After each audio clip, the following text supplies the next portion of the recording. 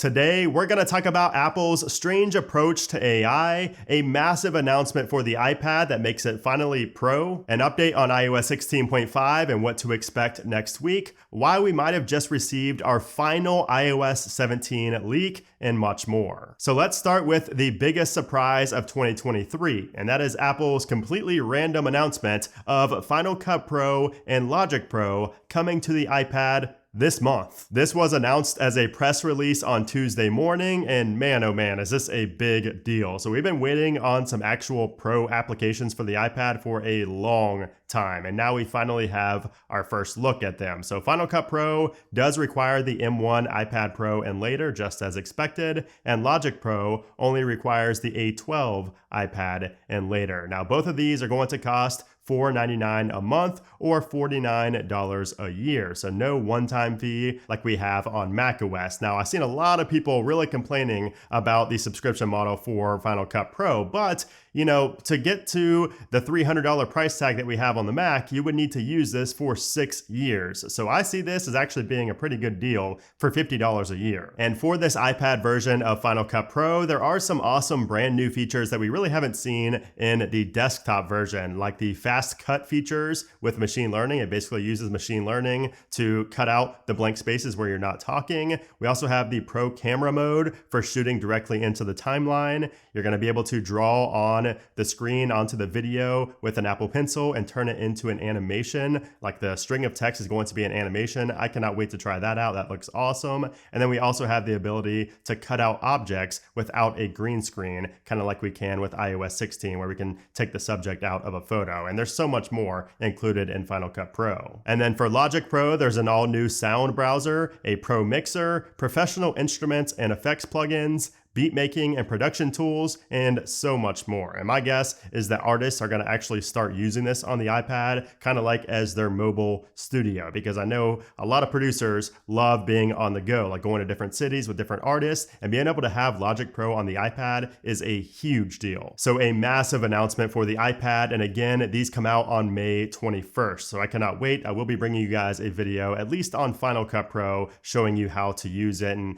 all the capabilities of the iPad version. And I'm really excited, by the way, that this isn't just a one-to-one clone of the Mac version. I think it's going to be really intuitive for being on an iPad. Now, we just mentioned machine learning with Apple, and that leads us into the next topic, which is about AI and Apple and their kind of strange approach to the whole generative AI topic. And a few weeks ago in my Apple Den newsletter, I talked about how Apple engineers are disagreeing on the use of AI, but Tim Cook has also just recently expressed cautious optimism about AI. He's saying that the technology has huge potential, but there's a number of issues that need to be sorted out, which is a very Apple Tim Cook thing to say. They want it to be perfect, but in my opinion, AI is never going to be perfect. So I really don't see where Apple's going with this. But anyways, he said, we've obviously made enormous progress integrating AI and machine learning throughout our ecosystem, and we weaved it into products and features for many years. You can see that in things like fall detection and crash detection and ECG. These things are not only great features, they're saving people's lives. And so it's absolutely remarkable, and we view AI as huge, and we'll continue weaving it into our products on a very thoughtful basis. So all of that sounds great, but did you notice how Tim Cook did not mention Siri one time? This has me concerned for iOS 17. It makes me think that we're not going to see any type of generative AI from Apple this year. Now, I hope I'm wrong, but that's kind of what this screams to me. It screams that Apple is really still in the process of trying to make sure that AI is going to be accurate and not spit out wrong results, which in my opinion, I'm not a professional, but in my opinion, AI is not supposed to be perfect. So if it's not perfect, it's not a huge deal. I think Apple is just continuing to fall further and further behind, and worrying so much about perfection, I think is a bad move. Anyways, also this week, Apple released the RC builds of iOS 16.5, watchOS 9.5, macOS 13.4, and all the other operating systems. So we are going to see the final release most likely on Monday, this coming Monday. If not, sometime next week, we will see those final releases. Now, there's really not a ton that's new. We do have quite a few few bug fixes. We did get that new Pride wallpaper. macOS 13.4 also fixed that bug with content filters. So if you had any type of content filters that would lead to network connectivity issues, that has been fixed in macOS 13.4. So stay tuned for my What's New video coming out next week, but don't expect any other kind of major features or changes with iOS 16 because Apple's big focus right now is of course on iOS 17, and we should see that first beta on June 5th, right after the first day of the Worldwide Developers Conference concludes. And speaking of iOS 17, we might have our final leak that we're gonna see before the Worldwide Developers Conference. And why do I say that? Well, it looks like the leaker actually got caught and got his source fired. We'll talk about that in a moment, but here is the new leak. And this is a new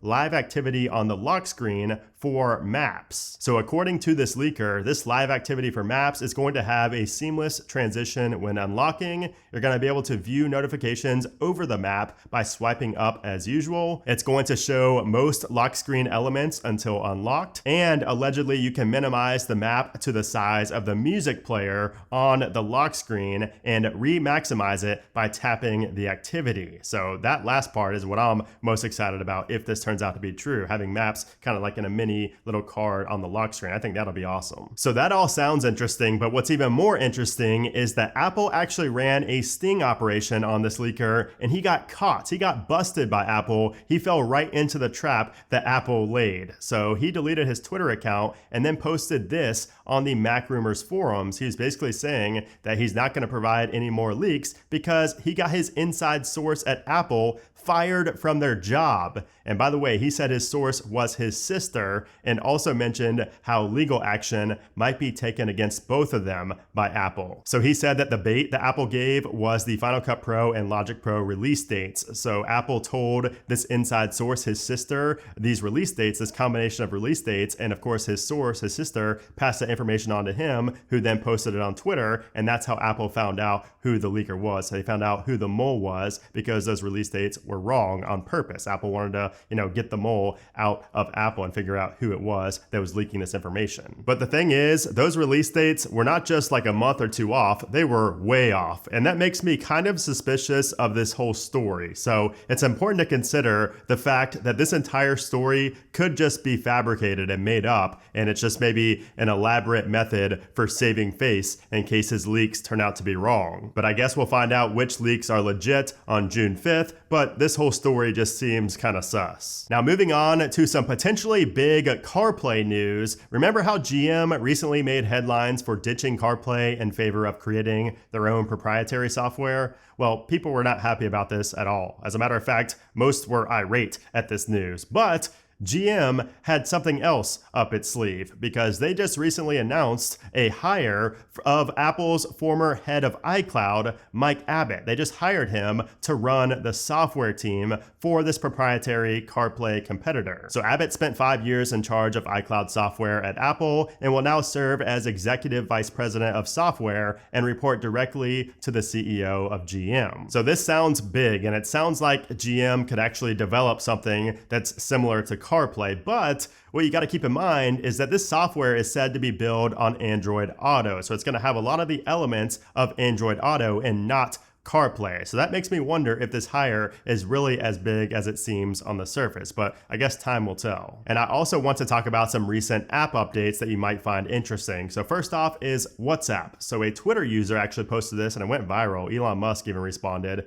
saying that WhatsApp was spying on his Android device and that it was using the microphone in the background without their knowledge while they were asleep. Now this has been confirmed to only be happening on some Android devices, so it might be like an Android bug, but nonetheless, I do want to bring it to your attention because it could be happening on iOS as well. So if you want to check if that's happening, just go into your settings, go to privacy and security, and then go all the way down to the bottom to app privacy reports. And in here, you'll see data and sensor access. And if you tap on any of these, it'll show if it's using like your microphone, your location, your contacts. Like for example, App Store used my location 48 seconds ago. It used my contacts or accessed my contacts 1 minute ago. So it's always good to just check out this section every once in a while to see and make sure no devices are accessing your microphone or your camera without your permission. Now we also have some updates for Twitter. So Twitter just announced that we now have encrypted DMs. There's also a new feature where you can DM reply to any message in a thread, not just the most recent message. And you could also use an emoji to react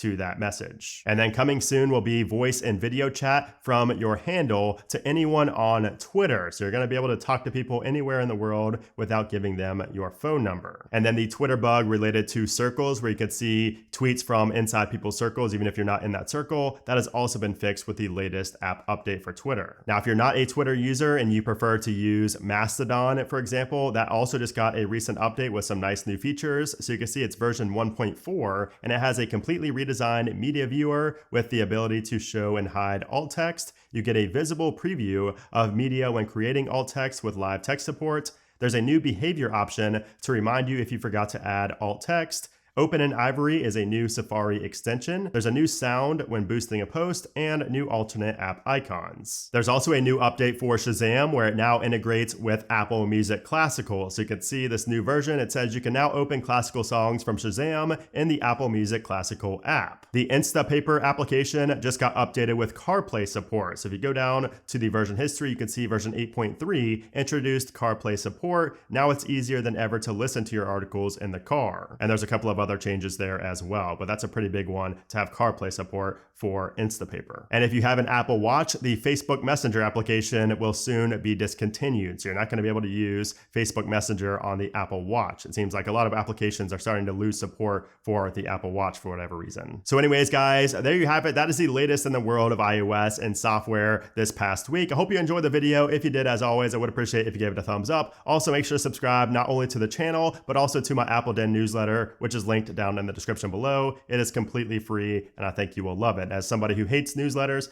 I like writing this one because I write it as a newsletter that I would actually like to receive, which is hard to do. But anyways, guys, thanks again for watching, and I'll see you soon.